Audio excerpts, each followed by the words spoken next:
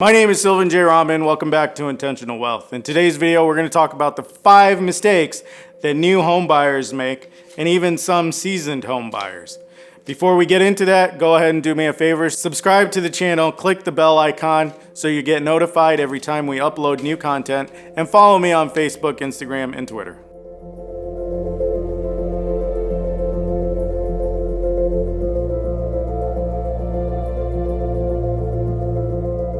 So let's do a countdown of the 5 mistakes that new home buyers make.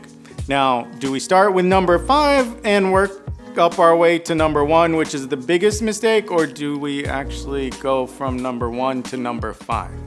Anyway, whatever it is, if it's a countdown or a count up, whatever, let's go with number 5. Number 5, hire a buyer's agent. If you're looking to buy a home, go ahead and hire an agent. Sometimes what we do is we tend to do all the research online and we see a little ad for, oh, click on this agent, she's the seller or he's the seller's agent, and we click with that person and we're thinking that we can save money by cutting out a buyer's agent. Let me let you in on a little secret. 99.9% of the real estate transactions made, the seller actually pays for your agent. It's a split cost between a buyer's agent and a seller's agent. It is in your best interest to get a buyer's agent for yourself. They are going to notice and see things that you wouldn't see or notice because they are experienced at selling and buying real estate and representing sellers and buyers. Number 4, leave contingencies and conditions in place. Contingencies and conditions are there to help you and protect you. Let's say you're in a lease right now, you're renting a place and you decide to buy a property. You need to be able to know that you can buy that property provided contingent on that you're able to get out of your rental. In case you go ahead and decide to buy the property and you can't get out of your rental and now you can't buy the property, you might lose your deposit. So that is one thing also, that you're able to buy the property on certain contingencies and that your earnest money or your deposit is actually refundable in case some of these contingencies can't be met. Number 3, do an inspection. Even if it is a new home, I would still do a new inspections. And what do I mean by a new home? I'm talking about a newly built home. You are the first buyer for that home. You're not buying it from another buyer, you're buying it from the builder of the home. Still, do an inspection. There are certain things that you will definitely not see that an inspection specialist or an inspector is gonna see. They're gonna see leaks. They're gonna see cracks in the foundation. If something isn't done right, or if something is built to a code and it didn't meet that code standard. These are certain things inspectors will see and that you won't. And inspections come in very handy. I know of somebody that went and bought a fix and flip thinking, oh yeah, it's so low price that no matter how much money I put into it, I'll be able to still make a profit on it. They actually bought this house at $18,000. They were thinking about doing a $50,000 rehab and being able to sell it for $100,000.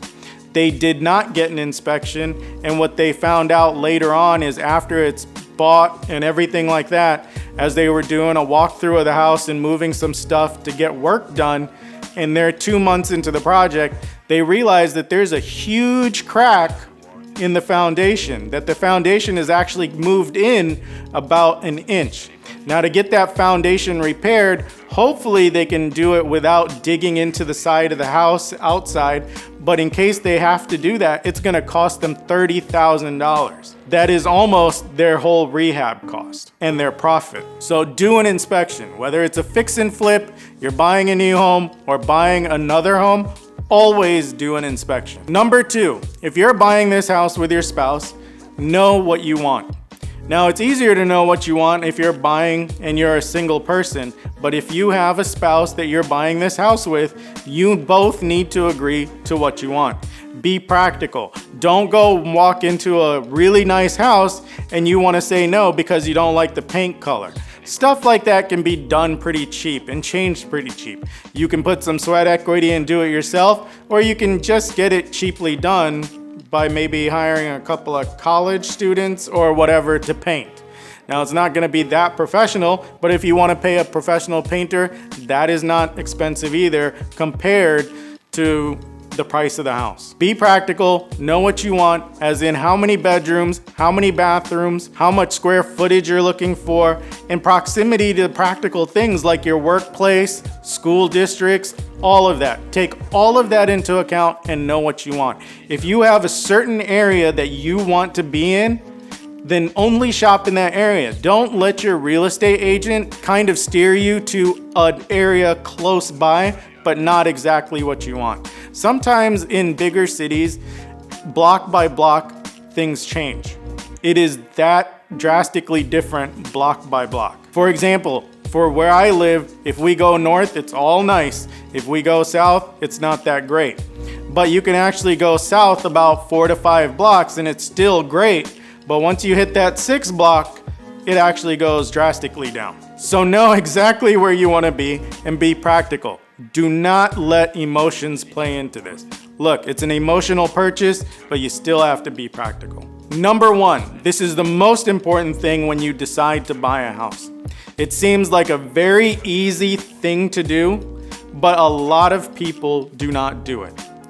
And it is this: get pre-approved. Start talking to your bank, know what your financial position is, get pre-approved.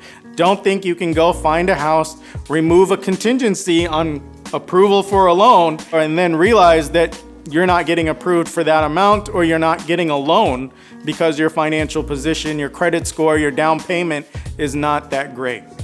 Sometimes we do happen to have great profiles, but I have heard and seen some of my friends and real estate investors get denied on loans for simple things. So, like I said, don't remove the contingency and get pre-approved. So, for a bonus, this is another one. People underestimate closing costs.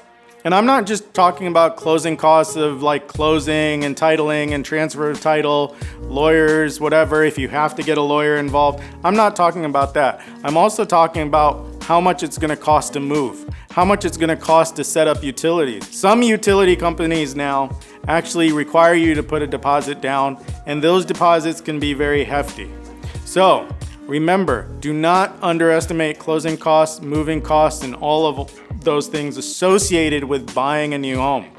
And also, if your inspection doesn't come out quite right, or there's minor things that need to be done, you need to account for those things being done within a certain period of time and a certain cost. If you like what you've seen here today, then please go ahead, subscribe to the channel, like and share the video. Click the bell icon so you're notified every time we release new content. And do me a favor, follow me on Facebook, Instagram, and Twitter. And we'll see you next week. Video rolling. Scene 2, take 1. And action. So, the 5 mistakes that home buyers...